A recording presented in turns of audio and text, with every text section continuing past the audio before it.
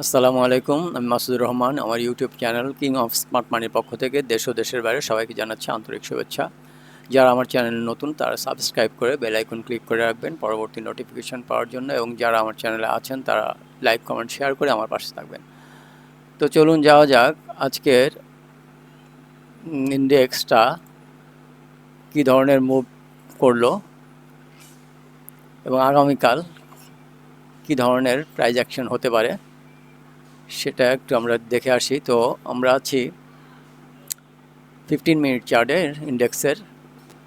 তো এটা হচ্ছে আমাদের কালকের লো ছিল, সুইং লো ছিল, আর এটা আমাদের ডেইলি রেজিস্ট্যান্স ছিল। তো আমি কালকে বলছিলাম যে 15 মিনিটের কোনো ক্যান্ডেল যদি আমাদের এরকম করে ব্রেক করে তাহলে আমাদের মোটামুটি 5100-র কাছাকাছি চলে যাওয়ার সম্ভাবনা আছে। তো মোটামুটি 5100-র কাছাকাছি বাজার গেছে। তো প্রতিদিনই সূচক কমছে। তো আমরা এই মুহূর্তে বাজার থেকে একটু দূরে থাকবো, যেহেতু আমাদের মান্থলি, উইকলি, ডেইলি সব প্যারামিটারই ডাউনে আছে এবং ইন্টারডেও ডাউনে আমাদের। তো এই দিন কিছুটা বায়ার এসেছিল, কিন্তু এরা সব মানে বিয়ার করে এটা হচ্ছে বাজার ট্র্যাপে পড়ে গেছে আর কি। এটা হচ্ছে বুল ট্র্যাপ বলে এটাকে। তো এই বুল ট্র্যাপ হয়ে গেছে বাজারে। এইখান থেকে যারা ছিল, কিনেছিল, এরা সব আজকে বাজার ট্র্যাপ করে দিয়েছে এদেরকে। তো এই জন্যই আমি বলি যে বাজারের সব অন্তত ডেলি ট্রেন্ডটা আপ হোক, তারপরে আমরা সিদ্ধান্ত নেব যে বাজারে আস্তে আস্তে বাই করার। তো আমরা একটু ডেইলি চার্টে চলে যাই। ডেইলি চার্টটা খুব বড় ধরনের একটা সেল প্রেশার, মানে এটা তো আসতেছেই, সমানেই আসতেছে। আজকেও প্রায় 65 পয়েন্টের মতো নাই হয়ে গেছে বাজার থেকে। তো আমাদের যে রেজিস্ট্যান্স আছে এটাও আজকে একটু চেঞ্জ হয়ে যাবে। এটা হবে আজকের যে ক্যান্ডেল, এটার হাইতে চলে আসবে। এটা হচ্ছে 5166। তাহলে আমাদের ডেলিটা চলে আসবে 5166-তে। 5166, এটা আমাদের ডেলি রেজিস্ট্যান্স এখন বর্তমান। আচ্ছা, 66 তো না, আর একটু মনে হয় বাড়বে। ওপেনটা হয়েছে 5171। দেখি 5171-এ 5171 ওপেনটা হয়েছে এখান থেকে এইখানে। তো এটাও 5171 বা 70 যে হোক, অসুবিধা নাই। এই হলো আমাদের ডেলি রেজিস্ট্যান্স এখন, আর উইকলি, মান্থলি আগেরটাই থাকবে। এখন আমরা চলে যাই H1 চার্টে। ফার্স্ট আওয়ারে বেশ বড় ধরনের একটা সেলিং প্রেশার আসছে, এবং ওই গতকালের মতোই, গতকালেও যে যা হয়েছে আজকেও ঠিক সেম ঘটনাই ঘটেছে আর কি। এই ডাক্তার আর দরকার নাই। এটা হচ্ছে আমাদের ডেলি রেজিস্ট্যান্স, আর উপরে আমাদের উইকলি, মান্থলি রেজিস্ট্যান্স আছে। আমাদের ডিমান্ড জোন প্রায় শেষ প্রান্তে চলে আসছে। আমাদের ডিমান্ড জোনের শেষ প্রান্ত হচ্ছে 5080, মোটামুটি চলেই আসছে। আর 20-25 পয়েন্টের মতো গ্যাপ আছে। তো এখন আগামীকাল হয়তোবা আমাদের যে মান্থলি ডিমান্ড জোন আছে এটাকে ডেলি ক্যান্ডেল যদি ব্রিজ করতে পারে তাহলে অবশ্য আরও বাজার আরও নামবে। আর এখান থেকে যদি কালকে করে আপ মোডে যায় তাহলে তো ভালো এখান থেকে।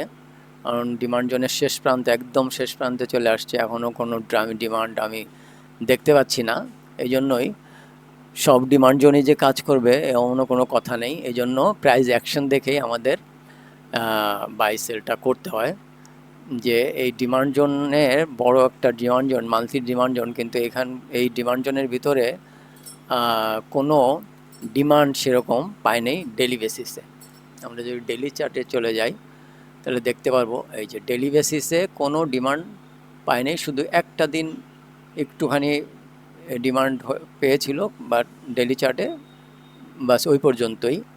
আর ইন্টারডে চার্টে মাঝে মধ্যে ইয়ে হচ্ছে, ডিমান্ড পায়, কিন্তু ওইটা তো ইন্টারডে চার্ট তো আমাদের আসলে কোনো কাজে আসবে না, ওটা দেখার জন্যই আমরা দেখি, একটু বোঝার জন্য, একটু ছোটো টাইম ফ্রেমে গেলে একটু সুবিধা হয় ট্রেনগুলো বুঝতে আর কি।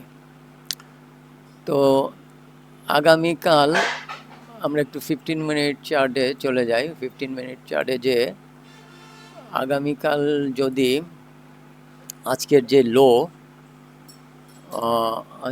যে লো সেটা হচ্ছে এইখানে,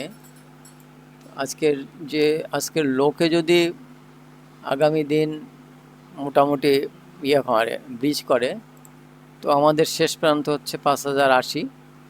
হ্যাঁ, এইখানে যদি হয় তো হলো, না হলে তো আরও নিচে যাবে। হ্যাঁ, এইখান থেকেই ডিমান্ড যদি পায়, এটাই শেষ ডিমান্ড জোনের শেষ ভরসা হচ্ছে কালকেই।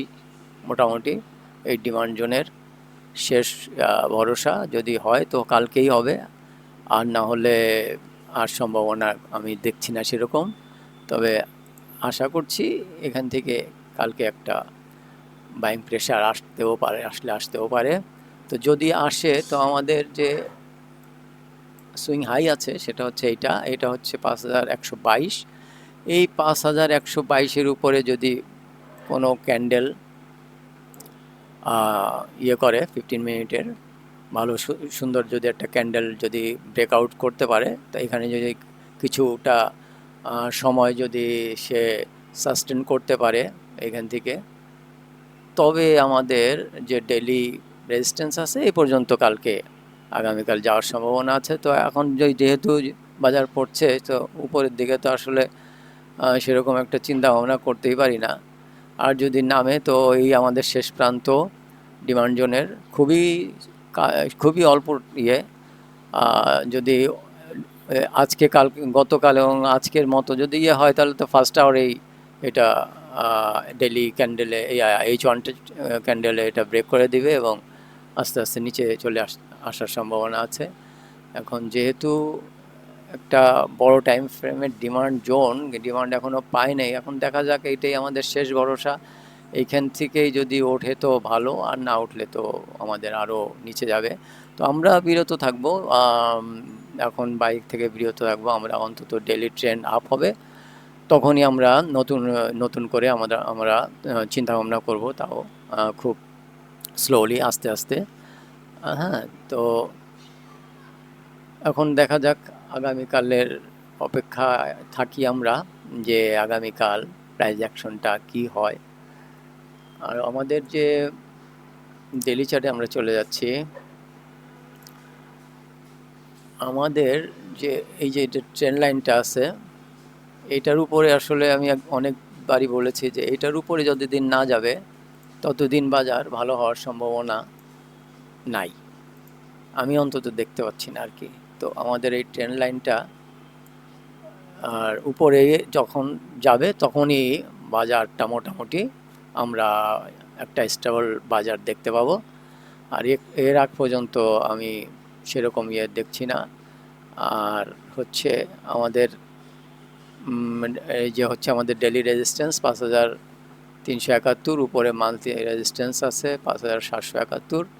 আর এটা হচ্ছে আমাদের উইকলি রেজিস্ট্যান্স 5371, ডেলিটা হচ্ছে 5171। সবই মোটামুটি 71-এ 100 পয়েন্টের 200 এখানে 200 পয়েন্টের গ্যাপ আছে।